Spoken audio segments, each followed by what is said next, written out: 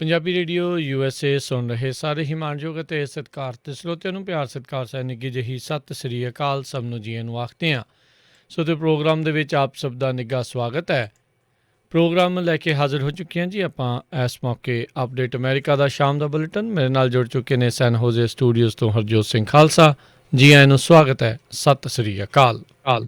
ਸਤਿ ਸ਼੍ਰੀ ਅਕਾਲ, ਧੰਨਵਾਦ ਜੀ ਆਇਆਂ ਨੂੰ। ਪੰਜਾਬੀ ਰੇਡੀਓ USA ਦੇ ਜਿੰਨੇ ਵੀ ਸਰੋਤੇ ਸਾਡੇ ਸਾਰੇ ਹੀ AM station 1300 AM Fresno, 104.5 FM Fresno, 1350 AM Bakersfield, 107.5 FM Bakersfield, 1450 AM Yuba city, 96.5 FM Yuba city, 1470 AM Sacramento, 105.9 FM Sacramento, ਇਸੇ ਤਰ੍ਹਾਂ 1570 AM ਮੋਡੈਸਟੋ, ਸਟਾਕਟਨ, ਲੋਡਾਈ ਤੇ ਨਾਲ ਦੀ ਨਾਲ ਘਰਾਂ ਦੇ ਵਿੱਚ ਰੇਡੀਓ ਸੈਟਸ ਦੇ ਉੱਤੇ ਸੈਨੋਜ਼ੇ, ਬਰਕਲੇ, ਟ੍ਰੇਸੀ, ਸਟਾਕਟਨ, ਮੋਡੈਸਟੋ ਤੇ ਮਰਸਡ ਆਈਫੋਨ ਤੇ ਐਂਡਰਾਇਡ ਦੀ ਐਪਸ ਦੇ ਰਾਹੀਂ, ਟੈਲੀਫੋਨ ਦੇ ਰਾਹੀਂ, ਫੇਸਬੁੱਕ, YouTube ਤੇ ਲਾਈਵ ਦੇਖ ਰਹੇ ਹੋ, ਸੁਣ ਰਹੇ ਹੋ, ਸਾਰਿਆਂ ਨੂੰ ਜੀ ਆਇਆਂ ਨੂੰ ਤੇ ਬਹੁਤ ਹੀ ਪਿਆਰ ਤੇ ਸਤਿਕਾਰ ਭਰੀ ਸਤਿ ਸ੍ਰੀ ਅਕਾਲ ਸਰੋਤਿਓ। ਅੱਜ ਨਵੰਬਰ ਦੀ 16 ਤਰੀਕ ਆ, ਦਿਨ ਸੋਮਵਾਰ ਆ। ਤੁਹਾਡੇ ਲਈ ਸ਼ਾਮ ਦਾ ਅਪਡੇਟ ਅਮਰੀਕਾ ਪ੍ਰੋਗਰਾਮ ਲੈ ਕੇ ਹਾਜ਼ਰ ਹੋਏ ਹਾਂ।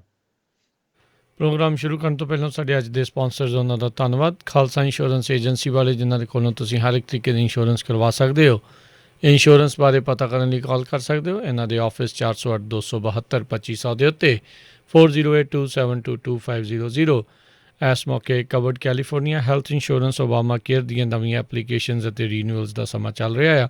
ਉਸ ਦੇ ਬਾਰੇ ਜਾਣਕਾਰੀ ਲਈ ਇਹਨਾਂ ਨੂੰ ਸੰਪਰਕ ਕਰੋ 4082722500। ਇਸ ਦੇ ਨਾਲ ਨਾਲ Amarjit Singh Fresno, Rajpal Singh, Kulwant Singh Lachhar Bakersfield, Avtar Singh Manjal, Clovis, Manjit Singh Fremont, Major Singh Sidhu Bakersfield, Amarjit Singh, Jaswinder Kaur Virk Houston, Sandhu ਪਰਿਵਾਰ Fremont, Pritpal Singh Atwal Elk Grove, Darshan Singh Kang Yuba City. ਇਹਨਾਂ ਸਾਰਿਆਂ ਦਾ ਧੰਨਵਾਦ। ਜੇਕਰ ਤੁਸੀਂ ਜਾਂ ਕੋਈ ਹੋਰ ਕਾਰੋਬਾਰ ਇਸ ਪ੍ਰੋਗਰਾਮ ਨੂੰ ਸਪਾਂਸਰ ਕਰਨਾ ਚਾਹੁੰਦੇ ਹੋ, ਸੰਪਰਕ 408 722 7698 ਦੇ ਉੱਤੇ। ਜੀ ਅੱਜ ਦੀਆਂ ਖਬਰਾਂ ਵੱਲ ਆਈਏ। ਜਦੋਂ ਵੀਕਐਂਡ ਦੇ ਦੌਰਾਨ ਪ੍ਰੈਜ਼ੀਡੈਂਟ ਡੋਨਲਡ ਟਰੰਪ ਦੇ ਬਹੁਤ ਸਾਰੇ ਜਿਹੜੇ ਸਪੋਰਟਰ ਸੀਗੇ ਵਾਸ਼ਿੰਗਟਨ DC ਦੇ ਵਿੱਚ ਮਾਰਚ ਕਰਦੇ ਸੀ, ਉਸ ਸਮੇਂ ਕਹਿੰਦੇ ਵੀ ਰਾਤ ਨੂੰ ਥੋੜ੍ਹੇ ਜਿਹੇ ਜਿਹੜੇ ਐਂਟੀਫਾ ਵਾਲੇ ਸੀ ਜਾਂ ਬਲੈਕ ਲਾਈਵ ਮੈਟਰਸ ਵਾਲੇ ਸੀ, ਉਹਨਾਂ ਦੇ ਵਿਚਾਲੇ ਕਸ਼ਮਕਸ਼ ਵੀ ਹੋਈ, ਜਿਹਦੇ ਨਾਲ ਜਿਹੜੇ ਟਰੰਪ ਦੇ ਸਪੋਰਟਰ ਸੀ, ਇੱਕ ਬੰਦਾ ਤੇ ਇੱਕ ਬੀਬੀ, ਉਹਨਾਂ ਦੇ ਸੱਟਾਂ ਵੀ ਲੱਗੀਆਂ ਹੈਗੀਆਂ।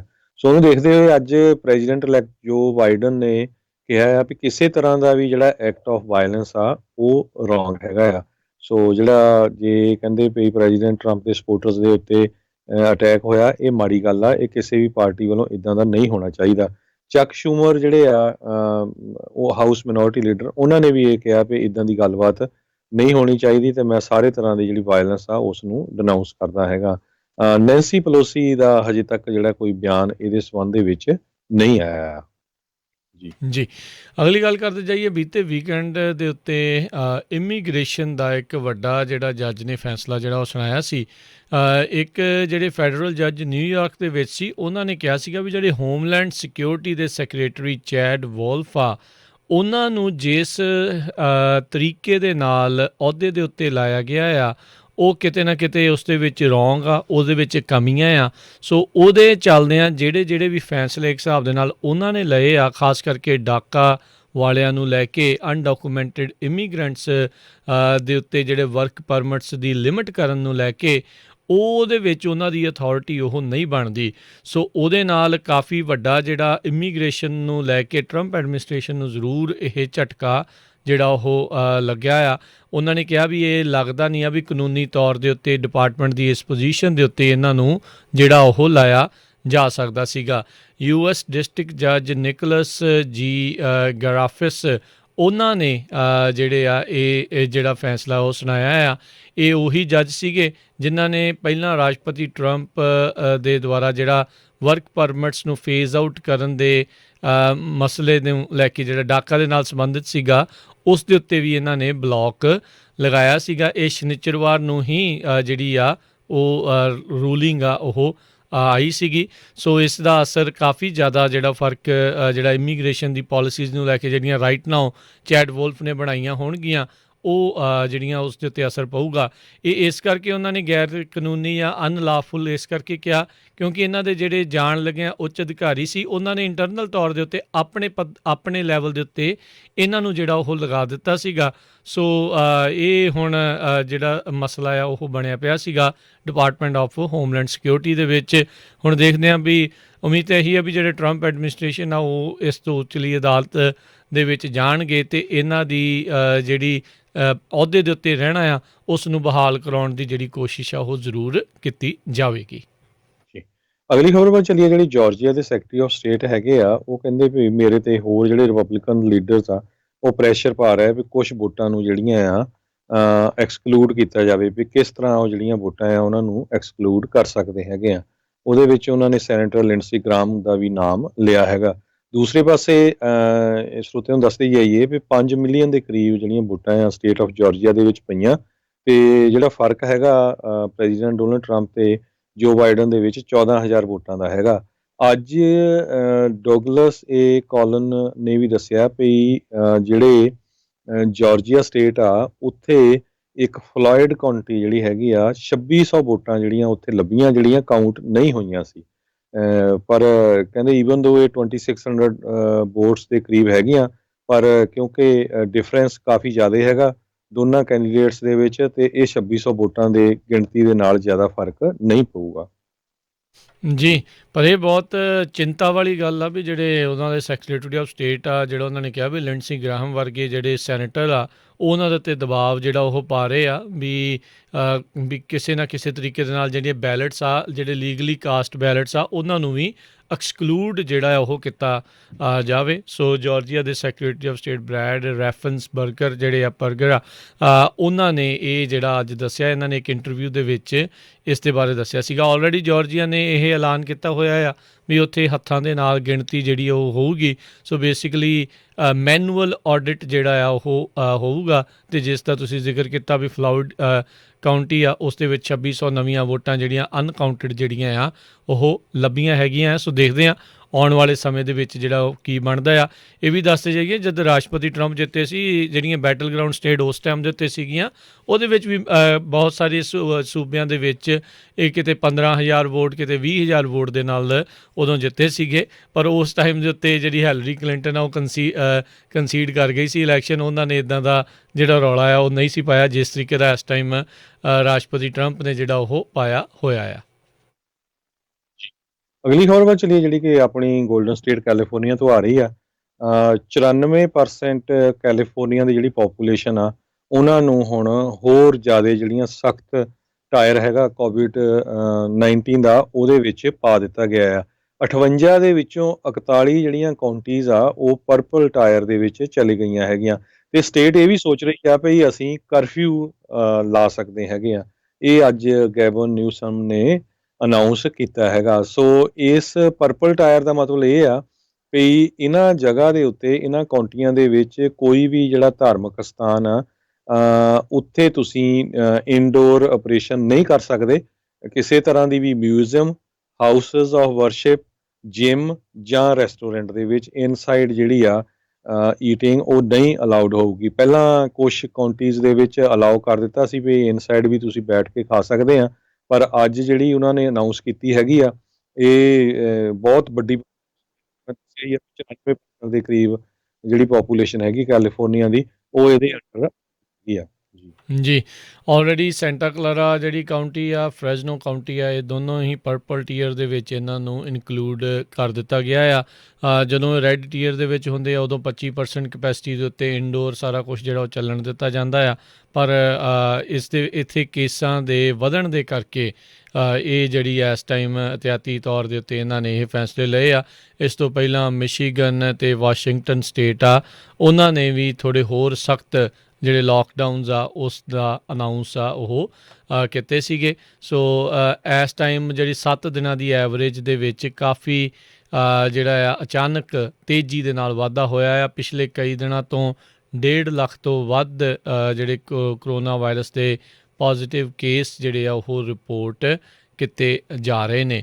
ਉੱਧਰ ਜੋ ਬਾਈਡਨ ਨੇ ਇਸ ਦੇ ਉੱਤੇ ਹੀ ਗੱਲਬਾਤ ਕਰਦੇ ਹੋਏ ਆਖਿਆ ਵੀ ਜੇ ਟਰਾਂਜੀਸ਼ਨ ਸਮੂਥਲੀ ਨਹੀਂ ਹੋਊਗੀ ਤਾਂ ਹੋਰ ਵੀ ਬਹੁਤ ਸਾਰੇ ਲੋਕਾਂ ਦੇ ਮਰਨ ਦਾ ਖਤਰਾ ਜਿਹੜਾ ਉਹ ਬਰਕਰਾਰ ਰਹੇਗਾ ਵੀ ਜਿਹੜੇ ਕਲਾਸੀਫਾਈਡ ਜਾਂ ਨੈਸ਼ਨਲ ਸਿਕਿਉਰਿਟੀ ਦੇ ਮਸਲੇ ਆ ਅਤੇ ਜਾਂ ਜਿਹੜੀ ਜੋ ਬਾਈਡਨ ਆਪਣਾ ਐਡਮਿਨਿਸਟ੍ਰੇਸ਼ਨ ਤਿਆਰ ਕਰ ਰਿਹਾ ਆ ਉਹਨਾਂ ਦੇ ਦੌਰਾਨ ਉਹਨਾਂ ਦੇ ਵਿਚਕਾਰ ਅਤੇ ਜਿਹੜੀ ਮੌਜੂਦਾ ਐਡਮਿਨਿਸਟ੍ਰੇਸ਼ਨ ਆ ਉਹਨਾਂ ਦੇ ਦਰਮਿਆਨ ਕਿਸੇ ਤਰੀਕੇ ਦੀ ਗੱਲਬਾਤ ਆ ਉਹ ਨਹੀਂ ਜੇ ਹੁੰਦੀ ਤਾਂ ਸੋ ਇਹ ਹੁਣ ਦੇਖਣਾ ਹੋਊਗਾ ਆਉਣ ਵਾਲੇ ਸਮੇਂ ਦੇ ਵਿੱਚ ਕੀ ਬਣਦਾ ਆ ਪਰ ਲੱਗਦਾ ਨਹੀਂ ਵੀ ਜਿਹੜੇ ਟਰੰਪ ਆ ਉਹ ਇਸ ਦੇ ਵਿੱਚ ਕੰਸੀਡ ਕਰਨਗੇ ਪਰ ਕਹਿੰਦੇ ਵੀ ਉਹ ਕੰਸੀਡ ਕਰਨ ਨਾ ਕਰਨ ਅਮਰੀਕਾ ਦਾ ਸੰਵਿਧਾਨ ਜੇ ਇਲੈਕਟੋਰਲ ਕਾਲਜ ਦੀਆਂ ਵੋਟਾਂ ਉਹਨਾਂ ਦੇ ਹੱਕ ਦੇ ਵਿੱਚ ਨਹੀਂ ਹੋਣਗੀਆਂ ਤਾਂ ਉਹਨਾਂ ਨੂੰ ਆਪਣੇ ਆਪ ਗੱਦੀ ਤੋਂ ਲਾਂਭੇ ਜਿਹੜਾ ਉਹ ਕਰ ਦੇਵੇਗਾ। ਜਿਹੜੇ ਕੈਲੀਫੋਰਨੀਆ ਦੇ ਗਵਰਨਰ ਗੈਬਨ ਨਿਊਸਮ ਆ ਉਹਨਾਂ ਨੇ ਅੱਜ ਫਿਰ ਅਨਾਊਂਸ ਕੀਤਾ ਹੈ ਵੀ ਜਦੋਂ ਵੀ ਤੁਸੀਂ ਬਾਹਰ ਜਾਂਦੇ ਆ ਵੀ ਤੁਹਾਡਾ ਜਿਹੜਾ ਮਾਸਕ ਆ ਆਲਵੇਜ਼ ਪਾਇਆ ਹੋਣਾ ਚਾਹੀਦਾ ਹੈਗਾ। ਇਹ ਬਹੁਤ ਜ਼ਰੂਰੀ ਹੈਗਾ। ਇਹ ਇੱਕ ਤਰ੍ਹਾਂ ਦੇ ਨਾਲ ਕੰਪਲਸਰੀ ਕਰ ਦਿੱਤਾ ਗਿਆ ਆਲ ਦਾ ਟਾਈਮ। ਕਹਿੰਦੇ ਆਊਟਸਾਈਡ ਤੁਹਾਡੇ ਘਰ ਤੋਂ ਤੁਹਾਨੂੰ ਮਾਸਕ ਜਿਹੜਾ ਪਾਉਣਾ ਚਾਹੀਦਾ ਅਤੇ ਨਾਲ ਦੀ ਨਾਲ ਉਹਨਾਂ ਨੇ ਜਿਹੜੀ ਮਾफ़ੀ ਵੀ ਮੰਗੀ ਹੈਗੀ ਆ ਵੀ ਮੈਂ ਇੱਕ ਪਾਰਟੀ ਜਿਹੜੀ ਅਟੈਂਡ ਕੀਤੀ ਆ ਉੱਥੇ ਮੈਂ ਗਲਤੀ ਕੀਤੀ ਆ, ਮੈਨੂੰ ਉਹ ਪਾਰਟੀ ਨਹੀਂ ਅਟੈਂਡ ਕਰਨੀ ਚਾਹੀਦੀ ਸੀ ਅਤੇ ਜਦੋਂ ਮੈਂ ਦੇਖਿਆ ਵੀ ਇੰਨੇ ਸਾਰੇ ਲੋਕ ਉੱਥੇ ਹੈਗੇ ਆ ਅਤੇ ਮੈਨੂੰ ਵਾਪਸ ਆ ਜਾਣਾ ਚਾਹੀਦਾ ਸੀ। ਸਟੇਟ ਦੀ ਜਿਹੜੀ ਹੈਲਥ ਦਾ ਵੈਬਸਾਈਟ ਹੈਗਾ ਆ ਉਹਨਾਂ ਦੇ ਹਿਸਾਬ ਦੇ ਨਾਲ ਕਹਿੰਦੇ ਵੀ ਜੇ ਤੁਸੀਂ ਇਕੱਲੇ ਹੈਗੇ ਆ ਕਾਰ ਦੇ ਵਿੱਚ ਫਿਰ ਤਾਂ ਕੋਈ ਜ਼ਰੂਰਤ ਨਹੀਂ, ਘਰ ਦੇ ਵਿੱਚ ਆਫਿਸ 'ਚ ਇਕੱਲੇ ਆ ਫਿਰ ਬਾਹਲਾ ਜ਼ਰੂਰਤ ਨਹੀਂ, ਪਰ ਜਦੋਂ ਤੁਸੀਂ ਬਾਹਰ ਹੈਗੇ ਆ ਜਾਂ ਤੁਹਾਡੇ ਕੋਲ ਜ਼ਿਆਦਾ ਲੋਕ ਹੈਗੇ ਆ ਅਤੇ ਤੁਹਾਨੂੰ 6 ਫੁੱਟ ਦਾ ਡਿਫਰੈਂਸ ਰੱਖੋ ਅਤੇ ਨਾਲ ਮਾਸਕ ਜਿਹੜਾ ਆ ਉਹ ਪਾ ਕੇ ਰੱਖੋ। ਜੀ ਅਗਲੀ ਜਿਹੜੀ ਗੱਲ ਕਰਦੇ ਜਾਈਏ ਇੰਟਰਨੈਸ਼ਨਲ ਓਲੰਪਿਕ ਕਮੇਟੀ ਉਹਨਾਂ ਨੇ ਅੱਜ ਕਿਹਾ ਵੀ ਉਹਨਾਂ ਨੂੰ ਕਾਫੀ ਭਰੋਸਾ ਆ, ਬੜੇ ਕੌਨਫੀਡੈਂਟਲੀ ਉਹਨਾਂ ਨੇ ਕਿਹਾ ਆ ਵੀ ਜਿਹੜੀਆਂ ਓਲੰਪਿਕਸ ਆ ਜਿਹੜੀਆਂ ਇਸ ਸਾਲ ਦੇ ਵਿੱਚ ਹੋਣੀਆਂ ਸੀ ਜਿਸ ਨੂੰ ਕੋਵਿਡ ਦੇ ਕਰਕੇ ਅਗਲੇ ਸਾਲ ਦੇ ਵਿੱਚ ਪੋਸਟਪੋਨ ਕਰ ਦਿੱਤਾ ਗਿਆ, ਟੋਕੀਓ ਜਾਪਾਨ 'ਚ ਜਿਹੜੀਆਂ ਹੋਣੀਆਂ ਸੀ ਉਹਨਾਂ ਨੇ ਕਿਹਾ ਵੀ ਸਾਨੂੰ ਉਮੀਦ ਹੈਗੀ ਆ ਵੀ ਅਗਲੇ ਸਾਲ ਟੋਕੀਓ ਦੇ ਵਿੱਚ ਹੋ ਜਾਣਗੀਆਂ ਪਰ ਜਿਹੜੇ ਸਪੈਕਟੇਟਰਸ ਆ ਦੇਖਣ ਵਾਲੇ ਦਰਸ਼ਕ ਹੋਣਗੇ ਉਹਦੇ ਵਿੱਚ ਥੋੜ੍ਹੀ ਘੱਟ ਮਾਤਰਾ ਦੇ ਨਾਲ ਜਿਹੜਾ ਹੋਊਗਾ। ਆਪਾਂ ਦੇਖ ਰਹੇ ਹਾਂ ਆਲਰੇਡੀ ਬਹੁਤ ਸਾਰੇ ਮੁਲਕਾਂ ਦੇ ਵਿੱਚ ਵੱਖ-ਵੱਖ ਥਾਵਾਂ ਦੇ ਉੱਤੇ ਸਪੋਰਟਸ ਦੀਆਂ ਜਿਹੜੀਆਂ ਇਵੈਂਟਸ ਆ ਉਹ ਦਰਸ਼ਕਾਂ ਤੋਂ ਬਗੈਰ ਆਡੀਅנס ਤੋਂ ਬਗੈਰ ਜਿਹੜੀਆਂ ਆ ਉਹ ਖੇਡੀਆਂ ਜਾ ਰਹੀਆਂ ਜਿਨ੍ਹਾਂ 'ਚ ਆਪਾਂ ਇੱਥੇ ਬਾਸਕਿਟਬਾਲ ਦੇ ਟੂਰਨਾਮੈਂਟ ਜਿਹੜਾ NBA ਨੂੰ ਦੇਖਿਆ ਸੀਗਾ, ਹਾਕੀ ਲੀਗ ਜਿਹੜੀ ਆ ਉਹ ਵੀ ਚੱਲੀ ਜਾਂਦੀ ਸੀਗੀ ਅਤੇ ਇਸ ਟਾਈਮ ਜਿਹੜੀ ਨੈਸ਼ਨਲ ਫੁੱਟਬਾਲ ਲੀਗ ਆ ਉਹ ਵੀ ਚੱਲ ਰਹੀ ਹੈਗੀ ਆ। ਸੋ ਲੱਗਦਾ ਆ ਵੀ ਕੁਛ ਅਜਿਹਾ ਹੀ ਜਿਹੜਾ ਕਹਿ ਲਓ ਵੀ ਕਰਕੇ ਤਿਆਰੀ ਕਰਕੇ ਇਸ ਨੂੰ ਜਿਹੜਾ ਉਹ ਕੀਤਾ ਜਾਵੇਗਾ। ਬਾਕੀ ਰਹੀ ਗੱਲ ਵੀ ਮੌਜੂਦਾ ਤੌਰ ਦੇ ਉੱਤੇ ਜਿਹੜਾ ਚੱਲ ਰਿਹਾ ਕੋਵਿਡ ਦਾ ਖਤਰਾ ਅਤੇ ਉਸ ਦੇ ਦੌਰਾਨ ਜਿਹੜੀਆਂ ਦੋ ਗੁੱਡ ਖਬਰਾਂ ਜਿਹੜੀਆਂ ਆਈਆਂ ਆ ਫਾਈਜ਼ਰ ਕੰਪਨੀ ਜਿਹੜੀ ਆ ਉਸ ਦਾ ਅਤੇ ਮਡਰਨਾ ਦੀ ਜਿਹੜੀ ਵੈਕਸੀਨ ਦੇ ਜਿਹੜੇ ਇਨੀਸ਼ੀਅਲ ਅਨੈਲਿਸਿਸ ਦੇ ਜਿਹੜੇ ਪ੍ਰਭਾਵਸ਼ਾਲੀ ਹੋਣ ਦੇ ਰਿਪੋਰਟਾਂ ਆਈਆਂ ਆ ਉਹਦੇ ਵਿੱਚ ਜ਼ਰੂਰ ਲੋਕਾਂ ਨੂੰ ਥੋੜ੍ਹੀ ਜਿਹੀ ਚਿੰਤਾ ਵੀ ਥੋੜ੍ਹੀ ਜਿਹੀ ਘਟੀ ਹੋਵੇ ਪਰ ਚਲੋ ਉਮੀਦ ਕਰਦੇ ਹਾਂ ਵੀ ਇਹ ਜਿਹੜੇ ਮੁੱਢਲੇ ਪ੍ਰਭਾਵਸ਼ਾਲੀ ਨਤੀਜੇ ਆ ਰਿਪੋਰਟਾਂ ਆ ਉਹ ਅਸਲ ਦੇ ਵਿੱਚ ਬਾਕੀ ਪੂਰੇ ਐਨਾਲਿਸਿਸ ਦੇ ਉੱਤੇ ਵੀ ਖਰੇ ਉਤਰਨ। ਜੀ ਅਗਲੀ ਖਬਰ ਵੱਲ ਚਲੀਏ। ਕਹਿੰਦੇ ਜਿਹੜਾ ਵਾਈਟ ਹਾਊਸ ਆ ਉਹਨਾਂ ਨੇ ਆਰਡਰ ਕਰ ਦਿੱਤਾ ਵੀ ਹਜ਼ਾਰਾਂ ਦੀ ਗਿਣਤੀ ਦੇ ਵਿੱਚ ਜਿਹੜੇ ਟਰੂਪਸ ਆ ਉਹਨਾਂ ਨੂੰ ਅਫਗਾਨਿਸਤਾਨ ਤੋਂ ਅਤੇ ਇਰਾਕ ਤੋਂ ਵਾਪਸ ਜਿਹੜਾ ਆ USA ਲਿਆਂਦਾ ਜਾਵੇ। ਵਾਈਟ ਹਾਊਸ 2500 ਦੇ ਕਰੀਬ ਜਿਹੜੇ ਟਰੂਪਸ ਅਫਗਾਨਿਸਤਾਨ ਦੇ ਵਿੱਚ ਹੈਗੇ ਆ ਅਤੇ 2500 ਦੇ ਕਰੀਬ ਜਿਹੜੇ ਇਰਾਕ ਦੇ ਵਿੱਚ ਹੈਗੇ ਉਹਨਾਂ ਨੂੰ ਵਾਪਸ ਇੱਥੇ ਲਿਆਉਣਾ ਚਾਹੁੰਦੇ ਆ। ਟੋਟਲ 4500 ਦੇ ਕਰੀਬ ਟਰੂਪਸ ਅਮਰੀਕਨ ਜਿਹੜੇ ਆ ਅਫਗਾਨਿਸਤਾਨ 'ਚ ਆ ਜਿਹਦੇ ਵਿੱਚੋਂ 2500 ਇੱਥੇ ਲਿਆਂਦੇ ਜਾਣਗੇ ਵਾਪਸ ਅਤੇ ਇਸੇ ਤਰ੍ਹਾਂ ਇਰਾਕ ਦੇ ਵਿੱਚ 3000 ਦੇ ਕਰੀਬ ਆ ਜਿਨ੍ਹਾਂ ਦੇ ਵਿੱਚੋਂ 2500 ਦੇ ਕਰੀਬ ਇੱਥੇ ਵਾਪਸ ਲਿਆਂਦੇ ਜਾਣਗੇ। ਬਹੁਤ ਸਾਰੇ ਜਿਹੜੇ ਮਿਲਟਰੀ ਦੇ ਪਰਸਨਲ ਆ ਉਹ ਇਹਦੇ ਅਗੇਂਸਟ ਆ, ਕਹਿੰਦੇ ਵੀ ਸਾਨੂੰ ਉੱਥੋਂ ਟਰੂਪ ਨਹੀਂ ਲਿਆਉਣੇ ਚਾਹੀਦੇ ਅਤੇ ਪ੍ਰੈਜ਼ੀਡੈਂਟ ਡੋਨਲਡ ਟਰੰਪ ਨੇ ਅੱਜ ਟਵੀਟ ਕਰਕੇ ਕਿਹਾ ਵੀ ਸਾਡੇ ਕੋਲ ਛੋਟੇ ਨੰਬਰ ਜਿਹੜਾ ਹੈਗਾ ਆ ਸਾਡੇ ਜਿਹੜੇ ਬਰੇਵ ਮੈਨ ਅਤੇ ਵਿਮਨ ਸਰਵਿਸ ਕਰ ਰਹੇ ਅਫਗਾਨਿਸਤਾਨ ਅਤੇ ਇਰਾਕ। ਸੋ ਮੈਂ ਉਹਨਾਂ ਨੂੰ ਇਹੀ ਚਾਹੁੰਦਾ ਹਾਂ ਵੀ ਉਹ ਕ੍ਰਿਸਮਸ 'ਤੇ ਆਪਣੇ ਆਪਣੇ ਘਰਾਂ ਦੇ ਵਿੱਚ ਹੋਣ। ਜੀ ਯੂਨੀਵਰਸਿਟੀ ਆਫ ਕੈਲੀਫੋਰਨੀਆ ਨੇ ਆਪਣੇ ਇੱਕ ਗਾਇਨੋਕੋਲੋਜਿਸਟ ਦੇ ਸੈਕਸ ਅਬਿਊਜ਼ ਮਾਮਲੇ ਦੇ ਵਿੱਚ $73 ਮਿਲੀਅਨ ਦੀ ਜਿਹੜੀ ਸੈਟਲਮੈਂਟ ਆ ਉਸ ਨੂੰ ਮਨਜ਼ੂਰੀ ਜਿਹੜੀ ਉਹ ਦੇ ਦਿੱਤੀ ਆ। ਡਾਕਟਰ ਜੇਮਸ ਹੀਪਸ ਦੇ ਕਹਿੰਦੇ ਤਕਰੀਬਨ ਹਜ਼ਾਰਾਂ ਹੀ ਜਿਹੜੇ ਪੇਸ਼ੈਂਟ 6600 ਤੋਂ ਵੱਧ ਜਿਹੜੇ ਪੇਸ਼ੈਂਟਸ ਆ ਜੇ ਇਸ ਨੂੰ ਫੈਡਰਲ ਜੱਜ ਅਪਰੂਵ ਕਰ ਦਿੰਦਾ ਇਸ ਡੀਲ ਨੂੰ ਤਾਂ ਉਹਨਾਂ ਸਾਰਿਆਂ ਨੂੰ ਕੁਛ ਹਿੱਸਾ ਇਸ ਸੈਟਲਮੈਂਟ ਦਾ ਉਹ ਮਿਲੇਗਾ। ਪੇਸ਼ੈਂਟਸ ਨੇ ਜਿਹੜਾ ਹੀਪਸ ਆ ਇਸ ਦੇ ਉੱਤੇ ਸੈਕਸ਼ੂਅਲ ਅਸੌਲਟ ਸੈਕਸ਼ੂਅਲ ਮਿਸਕੰਡਕਟ 1983 ਤੋਂ ਲੈ ਕੇ 2018 ਦੇ ਦਰਮਿਆਨ ਜਿਹੜੇ ਆ ਉਹ ਕੀਤੇ ਸੀਗੇ। ਇਸ ਡਾਕਟਰ ਨੇ UCLA ਦੇ student health centre, UCLA medical centre ਦੇ ਵਿੱਚ ਆਪਣੀ ਜਿਹੜੀ ਸੇਵਾ ਉਸ ਟਾਈਮ ਦੇ ਉੱਤੇ ਇਹ ਕੰਮ ਜਿਹੜਾ ਉਹ ਕਰਦਾ ਸੀਗਾ। 63 ਸਾਲਾਂ ਦਾ ਜਿਹੜਾ ਹੀਪਸ ਆ, ਇਹਦਾ ਹੁਣ ਮੈਡੀਕਲ ਲਾਇਸੈਂਸ ਆ ਕੋਰਟ ਆਰਡਰ ਦੇ ਜ਼ਰੀਏ ਸਸਪੈਂਡ ਜਿਹੜਾ ਉਹ ਕਰ ਦਿੱਤਾ ਗਿਆ ਆ।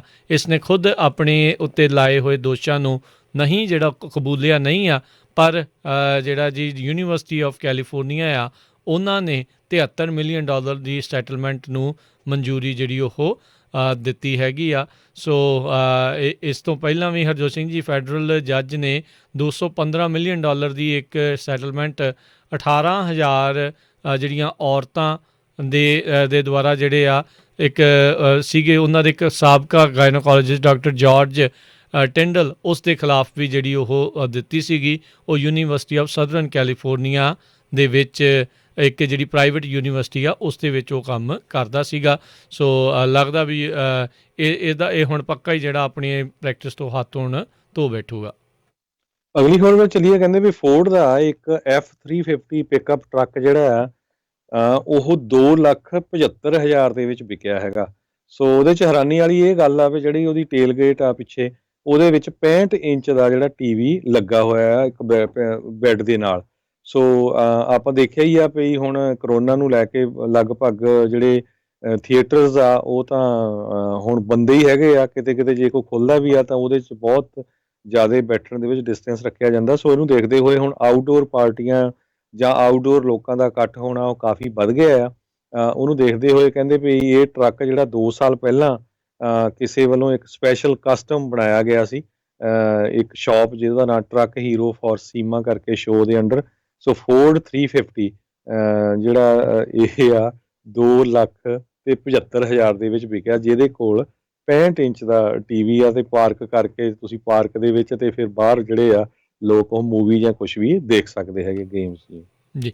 ਆਇਓਵਾ ਦੇ ਗਵਰਨਰ ਜਿਹੜੇ ਇੱਕ ਟਾਈਮ ਮਾਸਕ ਮੈਂਡੇਟਸ ਦੇ ਬਹੁਤੇ ਹੱਕ ਦੇ ਵਿੱਚ ਨਹੀਂ ਸੀਗੇ, ਉਹਨਾਂ ਨੇ ਜਿਹੜੇ ਹੁਣ ਸਟੇਟ ਵਾਈਡ ਮਾਸਕ ਮੈਂਡੇਟ ਆ ਉਸ ਦੀ ਅਨਾਊਂਸ ਕਰ ਦਿੱਤਾ ਹੈ। ਗਵਰਨਰ ਕਿਮ ਰੈਨਲਡਸ ਜਿਹੜੇ ਆ, ਉਹਨਾਂ ਨੇ ਜਿਹੜਾ ਹੁਣ ਕਰੋਨਾ ਵਾਇਰਸ ਦੇ ਵੱਧ ਰਹੇ ਕੇਸਾਂ ਦੇ ਮੱਦੇਨਜ਼ਰ ਇਹ ਜਿਹੜਾ ਮਾਸਕ ਮੈਂਡੇਟ ਆ ਉਹ ਲਾਇਆ ਹੈਗਾ ਆ। ਸੋ ਜਿਹੜੇ ਗਵਰਨਰ ਰੈਨਲਡਸ ਉਹਨਾਂ ਨੇ ਕਿਹਾ ਵੀ ਇਹ ਮੈਂਡੇਟਸ ਦੇ ਬਾਰੇ ਨਹੀਂ, ਨਾ ਹੀ ਇਹ ਗਵਰਨਮੈਂਟ ਦੇ ਬਾਰੇ ਆ।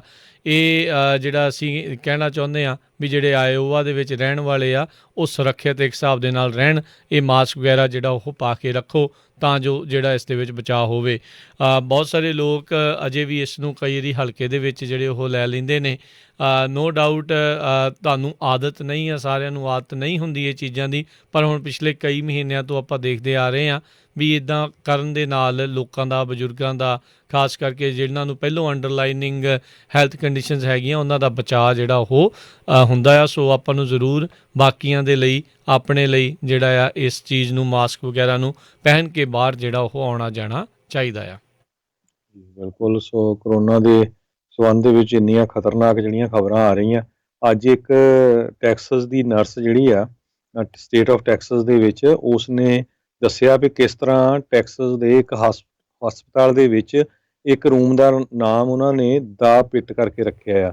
ਕਹਿੰਦੇ ਵੀ ਉਸ ਰੂਮ ਦੇ ਵਿੱਚ ਜਿਹੜੇ ਕਰੋਨਾ ਵਾਇਰਸ ਦੇ ਪੇਸ਼ੈਂਟਸ ਆ ਉਹਨਾਂ ਨੂੰ ਭੇਜਿਆ ਜਾਂਦਾ ਤਾਂ ਕਿ ਉੱਥੇ ਉਹ ਮਰ ਜਾਣ। ਤੇ ਕਹਿੰਦੇ ਵੀ ਇਹ ਜਿਹੜੀ ਨਰਸ ਹੈਗੀ ਆ ਇਹ ਔਨ ਵਿਜ਼ਿਟ ਗਈ ਹੋਈ ਸੀ ਟੈਕਸਸ ਦੇ ਵਿੱਚ, ਐਲ ਪਾਸੋ 'ਚ। ਸਾਰਿਆਂ ਨੂੰ ਪਤਾ ਵੀ ਬਹੁਤ ਜਿਹੜੇ ਆ ਕਰੋਨਾ ਵਾਇਰਸ ਨਾਲ ਪੋਜ਼ੀਟਿਵ ਕੇਸਾਂ ਦੀ ਗਿਣਤੀ ਵੱਧ ਗਈ ਆ। ਸੋ ਇਹਦੇ ਸੰਬੰਧ ਦੇ ਵਿੱਚ ਲਵਾਨਾ ਰਿਵਰਸ ਨਾਮ ਦੀ ਰਜਿਸਟਰਡ ਨਰਸ, ਉਹਨੇ ਦੱਸਿਆ ਵੀ ਕਿਸ ਤਰ੍ਹਾਂ ਯੂਨੀਵਰਸਿਟੀ ਮੈਡੀਕਲ ਸੈਂਟਰ ਜਿਹੜਾ ਐਲ ਪਾਸੋ 'ਚ ਆ ਉਹਦੀਆਂ ਕੰਡੀਸ਼ਨਸ ਬੜੀਆਂ ਬੈਡ ਆ, ਤੇ ਇੱਕ ਰੂਮ ਜਿੱਥੇ ਕਹਿੰਦੇ ਵੀ ਪੇਸ਼ੈਂਟ ਨੂੰ ਭੇਜਿਆ ਜਾਂਦਾ ਵੀ ਤਾਂ ਕਿ ਉਹ ਮਰ ਜਾਏ ਤੇ ਮਿਨੀਮਲ ਉੱਥੇ ਜਿਹੜੀ ਟਰੀਟਮੈਂਟ ਹੋਵੇ। ਸੋ ਦੇਖੋ ਵੀ ਕਹਿੰਦੇ ਵੀ ਸਾਡੇ ਕੋਲ ਜਗ੍ਹਾ ਹੀ ਹੈ ਨਹੀਂ ਹੋਰ ਲੋਕਾਂ ਨੂੰ ਜਿਹੜੇ ਹਸਪਤਾਲ ਦੇ ਵਿੱਚ ਸਾਂਭਣ ਦੀ, ਤੇ ਜੇ ਲੱਗਦਾ ਆ ਵੀ ਇਹ ਬੰਦਾ ਕਾਫੀ ਸੀਰੀਅਸ ਆ ਤਾਂ ਉਹਨੂੰ ਉਸ ਰੂਮ ਦੇ ਵਿੱਚ ਹੀ ਭੇਜ ਦਿੱਤਾ ਜਾਂਦਾ ਹੈਗਾ।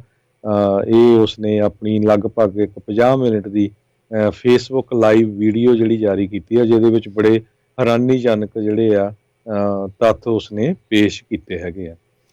ਜੀ। ਪੀਡੀਆਟ੍ਰਿਕਸ ਨੇ ਜਿਹੜਾ ਦੱਸਿਆ ਵੀ ਹੁਣ ਤੱਕ ਅਮਰੀਕਾ ਦੇ ਵਿੱਚ ਤਕਰੀਬਨ 1 ਮਿਲੀਅਨ ਜਿਹੜੇ ਬੱਚੇ ਜਿਨ੍ਹਾਂ ਦੀ ਉਮਰ 18 ਸਾਲ ਜਾਂ ਉਸ ਤੋਂ ਘੱਟ ਹੈਗੀ ਆ, ਹੁਣ ਤੱਕ ਕੋਵਿਡ ਦੇ ਜਿਹੜੇ ਉਹ ਸ਼ਿਕਾਰ ਹੋਏ ਨੇ। ਕਹਿੰਦੇ ਵੀ ਇਹਨਾਂ ਵਿੱਚ ਇਹ ਆਂਕੜਾ ਵੱਧ ਵੀ ਹੋ ਸਕਦਾ ਕਿਉਂਕਿ ਬਹੁਤ ਸਾਰੇ ਬੱਚੇ ਜਿਹੜੇ ਆ ਉਹਨਾਂ ਦੇ ਸਿੰਪਟਮ ਨਹੀਂ ਹੁੰਦੇ ਅਤੇ ਖੁਦ ਜਿਹੜੇ ਆ ਉਹ ਕਈ ਵਾਰੀ ਠੀਕ ਹੋ ਜਾਂਦੇ ਨੇ। ਸੋ ਕਹਿੰਦੇ ਵੀ ਨਵੰਬਰ 12 ਦੇ ਹਫ਼ਤੇ ਦੇ ਦੌਰਾਨ ਹੀ 1,12,000 ਨਵੇਂ ਕੇਸ ਜਿਹੜੇ 18 ਸਾਲ ਤੋਂ ਘੱਟ ਦੀ ਉਮਰ ਵਾਲੇ ਬੱਚਿਆਂ ਦੇ ਦਰਮਿਆਨ ਜਿਹੜੇ ਉਹ ਆਏ ਆ, ਜਿਨ੍ਹਾਂ ਨੂੰ ਜਿਹੜੇ ਬਹੁਤ ਮਾਈਲਡ ਇਨਫੈਕਸ਼ਨਸ ਜਿਹੜੀਆਂ ਉਹ ਆਈਆਂ ਸੀਗੀਆਂ। ਸੋ ਕਹਿੰਦੇ ਵੀ ਇਹਨਾਂ ਪੂਰੇ ਮਾਮਲੇ ਦੇ ਵਿੱਚ 1 ਤੋਂ 3% ਜਿਹੜੇ ਹੌਸਪੀਟਲਾਈਜੇਸ਼ਨ ਜਿਹੜੇ ਆ ਉਹ ਹੁੰਦੇ ਨੇ ਅਤੇ ਉਹਦੇ ਵਿੱਚੋਂ ਵੀ 0.25% ਜਿਹੜੀਆਂ ਆ ਉਹ ਮੋਰਟੈਲਿਟੀ ਰੇਟ ਮੌਤਾਂ ਜਿਹੜੀਆਂ ਹੁੰਦੀਆਂ ਆ।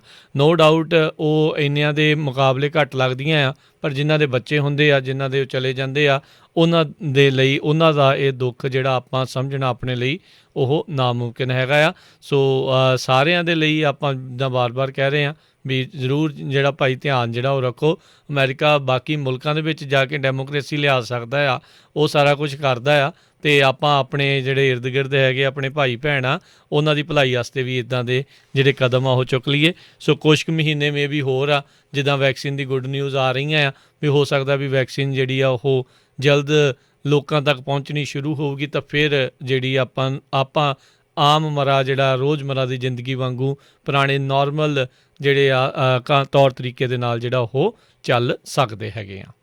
ਜੀ, ਸਾਡਾ ਸਮਾਂ ਵੀ ਖਬਰਾਂ ਦੀ ਸਮਾਪਤੀ ਵੱਲ ਆ ਅਤੇ ਆਪਾਂ ਇਕੋਨਮੀ ਦੀ ਵੀ ਗੱਲ ਕਰਨੀ ਆ ਵੀ ਕਿਸ ਤਰ੍ਹਾਂ ਇਕੋਨਮੀ ਸਟਾਕ ਮਾਰਕੀਟ ਉੱਪਰ ਜਾ ਰਹੀ ਆ। ਮੋਡਰਨਾ ਜਿਹੜੀ ਕੰਪਨੀ ਹੈਗੀ ਆ, ਪਹਿਲਾਂ ਫੇਜ਼ਰ ਨੇ ਜਿਹੜਾ ਆਪਣਾ ਇੱਕ ਵੈਕਸੀਨ ਲੱਭਿਆ, ਹੁਣ ਮੋਡਰਨਾ ਦਾ ਕਹਿੰਦੇ ਵੀ ਸਾਡਾ 94 ਤੋਂ 95% ਇਫੈਕਟਿਵ ਆ। ਉਹਨੂੰ ਦੇਖਦੇ ਹੋਏ ਅੱਜ ਵੀ ਸਟਾਕ ਮਾਰਕੀਟ ਕਾਫੀ ਉੱਪਰ ਗਈ ਹੈਗੀ ਆ।